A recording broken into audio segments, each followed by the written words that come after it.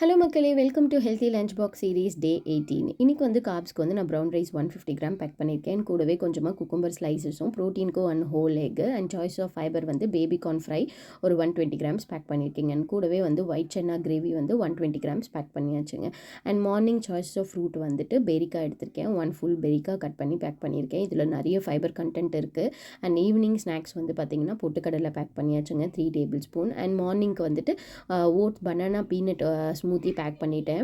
நம்ம வந்து மார்னிங்கில் வந்து என்ன தான் நமக்கு டைமே கிடைக்கலனா கூட நம்ம பிரேக்ஃபாஸ்ட்டை மட்டும் ஸ்கிப் பண்ணக்கூடாதுங்க. பிரேக்ஃபாஸ்ட்டை ஸ்கிப் பண்ணிங்கன்னா அது ரொம்பவே பேடான ஹேபிட்டு அண்ட் உங்களோட ஹெல்த்தை ரொம்பவே ஸ்பாயில் பண்ணும். ஸோ நம்ம நைட்டில் இருந்து பிரேக்ஃபாஸ்ட்டுக்கு நிறைய கேப் இருக்குது. ஸோ கண்டிப்பாக வந்து பிரேக்ஃபாஸ்ட் மட்டும் ஸ்கிப் பண்ணாமல் கண்டிப்பாக சாப்பிட்டுடணுங்க. இந்த மாதிரி உங்களால் முடியலனா கூட ஈஸியான இந்த மாதிரி ஸ்மூத்தி ரெசிபீஸ் நான் நிறைய போஸ்ட் பண்ணுறேன்.